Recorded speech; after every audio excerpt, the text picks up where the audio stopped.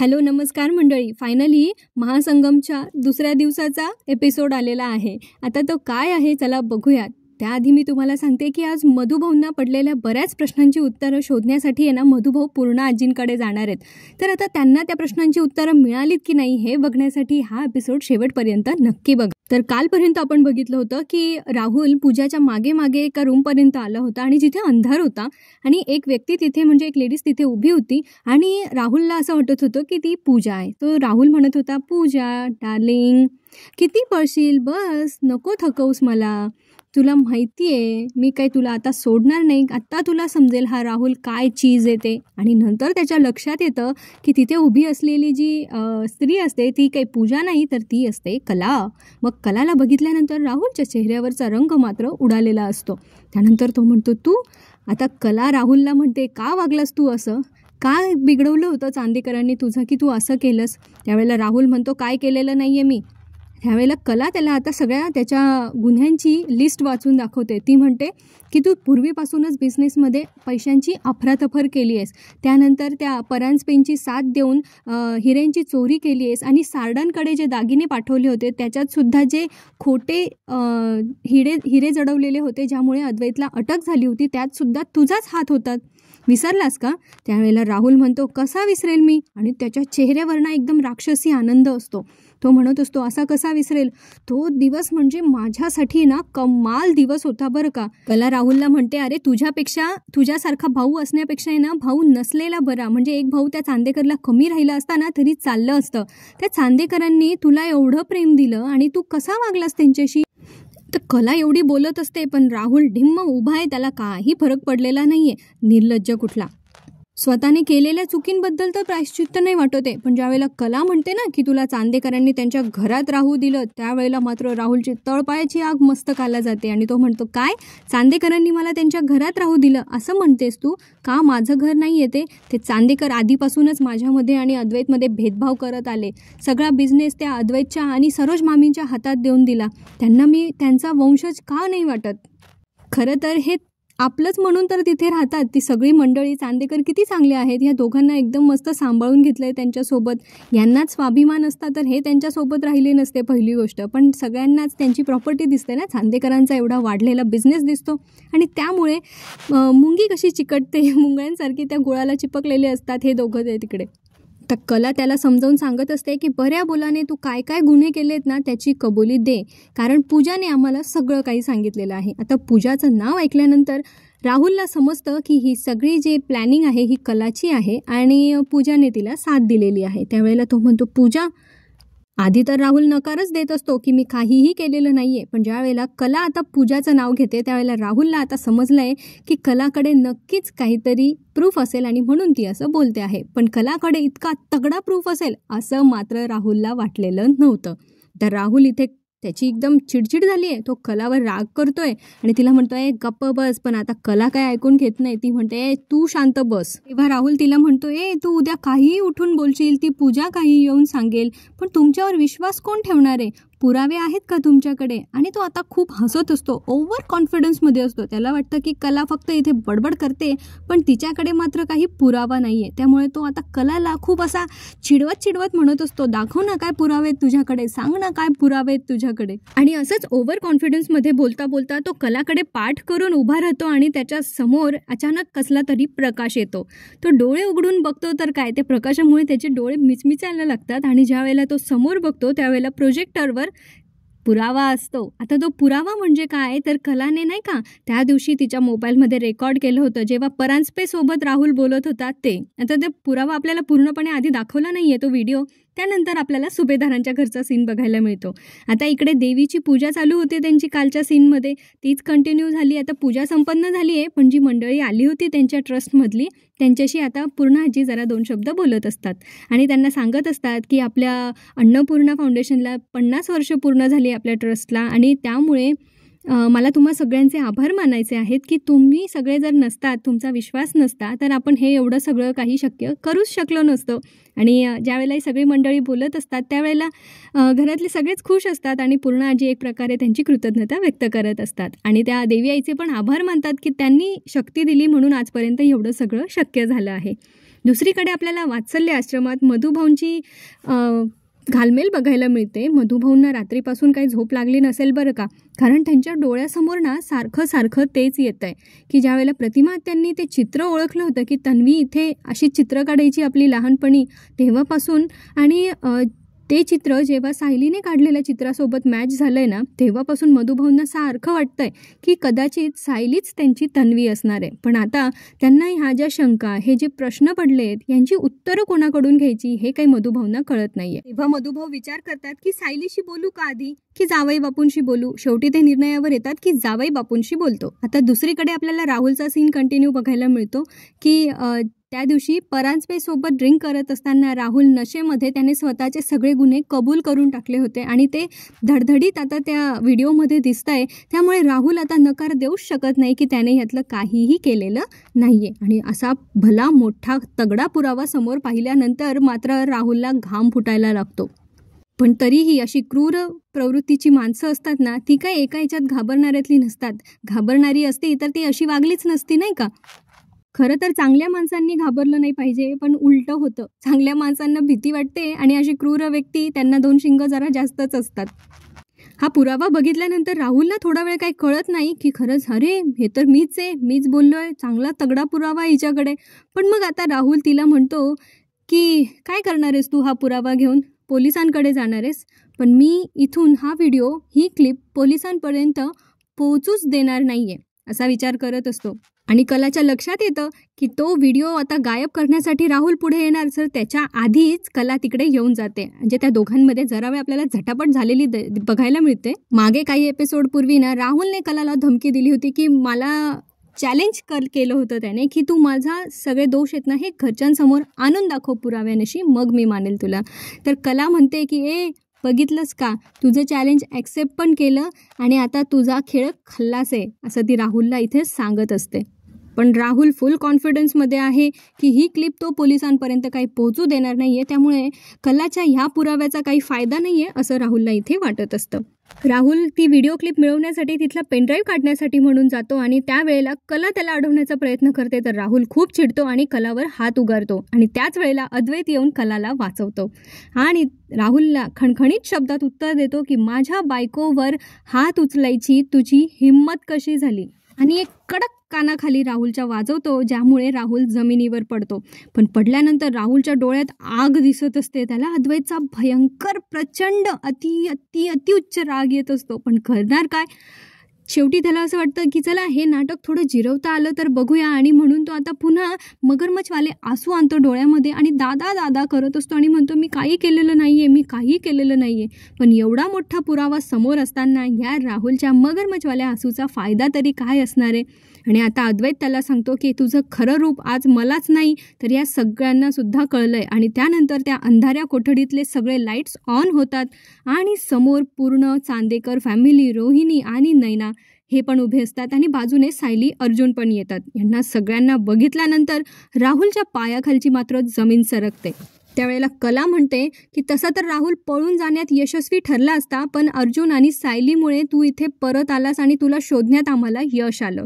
त्यावेळेला आता राहुल अर्जुन आणि सायलीकडे रागात बघत असतो आणि त्याला थोडंसं आठवायला लागतं की त्याच्या ॲक्सिडेंटच्या वेळेला काय काय घडलं ते. त्याआधी राहुल सगळ्या घरच्यांसमोर पुन्हा खोटं बोलत असतो की मी काही नाही केलंय, मी निर्दोष आहे, मी हे सगळं मी नाही केलंय, कारण त्याच्याकडे आता दुसरा काही पर्यायच नसतो. धडधडीत व्हिडिओमध्ये तो स्वतः दिसतोय, पण तरीही तो सगळ्यांकडे तिकडे जाऊन माफी मागण्याचा आणि मी काही नाही केलंय, मी निर्दोष आहे म्हणण्याचं नाटक करत असतो. पण आबा त्याच्या परत कडक कानाखाली देतात. राहुलने आज खूप मार खाल्लाय बरं का. तर आता ते फक्त खानाखालीच नाही देत, तर आबा त्यांच्या काठीचा मार पण देतात आणि आबांना प्रचंड मनस्ताप होत असतो. ते म्हणत असतात अरे कुठे कमी पडलो मी संस्कार करायला तुमच्यामध्ये, तुला अद्वैतला सोमला मी सारखेच तर संस्कार दिले ना, मग तू असा का वागलास. पण अद्वैत आता मध्ये पडतो आणि तो आता आबांना सांगतो की आबा तुम्ही शांत व्हा, तुम्ही पॅनिक होऊ नका, तुम्ही चिडचिड करू नका. आबांचा प्रचंड मार खाऊन झाल्यानंतरही राहुलला काही अक्कल आलेली नाहीये बरं का. तो अजूनही अद्वैतकडे रागातच बघत असतो. तो मध्ये आल्यानंतर आता अद्वैत सांगत असतो की कलाने याचं खरं रूप दाखवण्याचा खूपदा प्रयत्न केला होता, पण मीच तिच्यावर विश्वास नाही ठेवला. पण आज मात्र हे सगळं बघितल्यानंतर मला विश्वास पटला आहे की राहुलच हे करत होता आजपर्यंत सगळ्या काही गोष्टी. आणि आता कला सांगत असते की जर अर्जुन आणि सायली नसते तर राहुल सापडला नसता. आणि त्यावेळेला त्यांनी आपल्याला थोडा फ्लॅशबॅक दाखवला आहे की कसं अर्जुन सायलीच्या गाडीची राहुलच्या गाडीसोबत टक्कर होते आणि त्यावेळेला राहुलला जे लागलं होतं ॲक्सिडेंटनंतर आणि त्यावेळेला अर्जुन त्याला घेऊन गेला होता.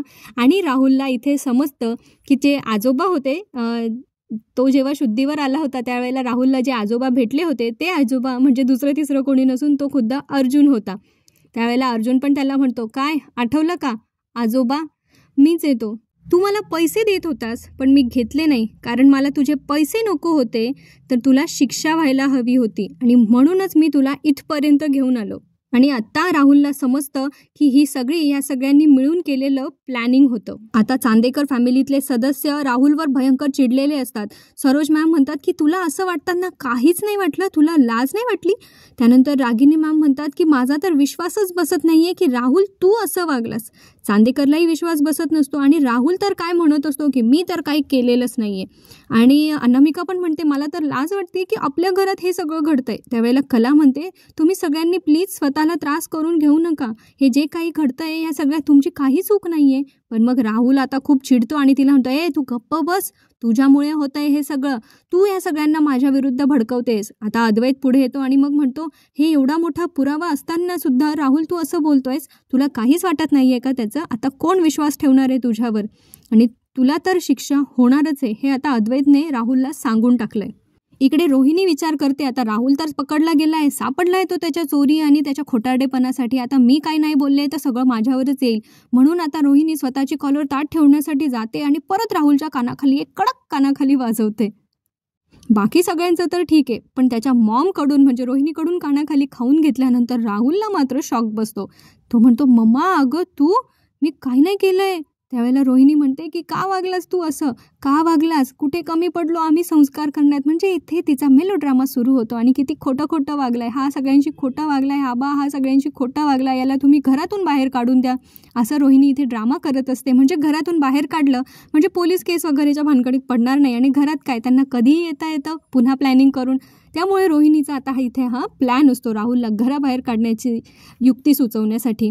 पण इथे आता कोणी काय ऐकून घेणार नाही आहे, कारण एवढी मोठी गोष्ट, एवढा मोठा फक्त पैशांची अफरातफरी असती ना तर राहुलला कोणीही माफ करून दिलं असतं. पण अद्वैतच्या बाबतीत जे काही केलं आहे, त्यानंतर चांदेकरांच्या नावाला त्याने बट्टा लावला आहे, ह्या सगळ्या गोष्टींमुळे इतक्या सहजासहजी तर राहुलला माफी मिळणार नाही आहे.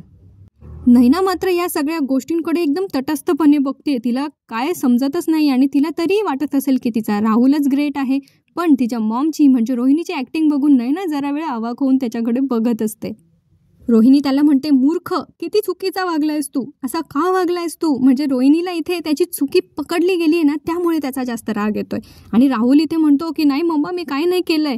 त्यावेळेला आता कला सांगते की पूजासुद्धा तुझ्या विरोधात साक्ष द्यायला तयार आहे. आणि आता ह्या वेळेला कला पूजाला आवाज देते. पूजा जी तिथेच थांबलेली असते बाजूला, ती समोर येते आणि राहुलबद्दलचे सगळं कृत्य सांगून टाकते की राहुलने कशा पद्धतीने पूजासोबत गैरवर्तन केलंय. आणि सगळेच हे ऐकल्यानंतर तर मात्र त्यांना जाम धक्का बसतो. एक वेळ पैशाची अफरातफर आणि चांदेकरांच्या नावाचा बट्टा, ह्या गोष्टी तरी चांदेकर खपवून घेतील, पण एका स्त्रीच्या अब्रूसोबत झालेला ही छेडखानी तर अजिबात सहन नाही करणार, आवा तर नाहीच करणार. का दुसऱ्या मुलीचं या सगळ्या गोष्टींमध्ये जेव्हा नाव घेतलं जातं, म्हणजे तिच्यासोबत राहुलने गैरवर्तन केलं आहे असं जेव्हा नाव घेतलं जातं, तेव्हा मात्र नैना फार संतापते बरं का. कारण तिला असं वाटतं राहुल फक्त तिचा आहे तो आणि दुसऱ्या मुलींकडे बघत पण नाही. ही तर खरं नैनासाठी पण शॉकिंग गोष्ट आहे. पण नैना काही इथे कबूल करायला तयार नसते की राहुल चुकलाय. ती सगळा ब्लेम परत एकदा कलावरच ढाळून मोकळा होते. पुढे पूजा हे पण सांगते की कशा पद्धतीने राहुलने तिला डांबून ठेवलं होतं. आणि पुढे कला म्हणते की एका मुलीच्या अब्रूशी खेळण्याचा प्रयत्न केलास राहुल, तू इतक्या खालच्या दर्जाला तू कसा काय गेलास. आणि त्यावेळेला मात्र नैना संतापते आणि ती आता कलावर ओरडते आणि म्हणते बंद कर. आणि मग पुढे आल्यानंतर कलाला म्हणते, तू वाटेल ते आरोप करतेस राहुलवर, मी तुला बजावून ठेवते, असलं काहीही बोलू नकोस. आणि नंतर नैना संतापते आणि कलाला म्हणते तुला तर, असं म्हणून तिच्या कानाखाली आवाज काढण्यासाठी ती हात उगारते. पण त्यावेळेला दुसरं तिसरं कोण नाही तर कला स्वतःच इथे स्वतःचं रक्षण करते आणि ती नैनाला तिला मारण्यापासून रोखते आणि तिला सांगते, ताई तू माझी मोठी बहीण आहेस, मी चुकली तर मला मारण्याचा अधिकार तुला आहे, मला रागवण्याचा अधिकार आहे. आणि मी सुद्धा जर माझी चूक असेल ना तर तुझ्या हातचा मार खाईन, अगदी आनंदाने खाईन, पण इथे चूक राहुलची आहे. आणि हा सगळा ड्रामा बघताना रोहिणीचे डोळे मात्र विस्फारलेले असतात. नैनाचा पण इगो हर्ट होतो ज्यावेळेला कला तिचा हात अडवून घेते आणि तिचं मनगट पकडते त्यावेळेला. पण कला का मार खाणार नाही का? आत्तापर्यंत मोठी बहीण म्हणून नैनाच्या खूप साऱ्या गोष्टी पोटात घातल्या आहेत कलाने, पण आज नाही. आज ती सांगते की तुझा नवरा आहे ना तो एका मुलीच्या अब्रूशी खेळलाय. खरं तर ह्या बाबतीत आहे ना तू राहुलची साथ नव्हती द्यायला पाहिजे, तू त्याच्या बाजूने नाही तर त्याच्या विरुद्ध बोलायला हवं होतंस, पण तसं तू केलेलं नाहीयेस असं म्हणून ती आता 4 गोष्टी अजून नैनालाच शिकवते. आणि नैनाला तर कोणी काही शिकवलेलं आवडतच नाही. ती आणि राहुल एका माळेचे मणी आहेत. हे असतं ना, काळा कोळसा कितीही दगडावर घासला तरीही तो काही पांढरा होत नाही, तसंच काहीसं. आता कधी नव्हे ते सोहमचे बाबा पण आता राहुलला बोलतात की तुला कळतं का तुझ्यामुळे किती नुकसान झालंय चांदेकरांचं, आपल्या नावाला कलंक लागलाय आणि हे सगळं फक्त आणि फक्त तुझ्यामुळे. आता अद्वैत सांगतो की नाही ते काही नाही. सरोज मॅम पण म्हणतात की नाही राहुलला शिक्षा झालीच पाहिजे. आणि आता ते अर्जुनला सांगता पोलिसांना फोन करायला. त्यावेळेला अर्जुन म्हणतो मी तर आता पोलिसांनाच फोन करणार आहे. आणि त्यावेळेला राहुल तिथे ॲक्टिंग करतो की मी सगळ्यांची माफी मागतो, नाही मी चुकलो, मला माफ करा, मी आता पुन्हा असं नाही करणार. पण राहुलचे गुन्हे माफी देण्यासारखे नाही आहे. चुकीला माफी नाही, इथे शिक्षा मिळणारच राहुलला. तो आता अर्जुनकडे पण येतो की आई शपथ मी देवशपथ मी परत असं कधीच नाही वागणार. खरं तर त्याला आहे ना थोडासा वेळ हवा असतो त्याचं जे पुढचं प्लॅनिंग आहे ते एक्झिक्यूट करण्यासाठी. आणि त्याच दरम्यान तो त्याच्याकडे एक पिस्तूल असतं, ते पिस्तूल बाहेर काढतो, कलावर ते रोखतो आणि सगळ्यांना म्हणतो पुढे जर आलात ना तर मी हिला गोळी घालेल बरं का, गोळी घालेल. आता सगळे घाबरतात, सगळे त्याला समजावत असतात की राहुल असं करू नकोस. पण राहुल काही ऐकत नाही. कारण इथून सुखरूप जर त्याला बाहेर पडायचं असेल ना तर त्यासाठी त्याला हीच ट्रिक वापरावी लागणार आहे. नाहीतर हे लोक काय आता राहुलचं ऐकून घेणार नाहीयेत, हे राहुलला 100% समजलंय. आणि राहुल आता त्या रूमच्या बाहेर येतो आणि सगळेच त्यांच्या मागे पळत येतात.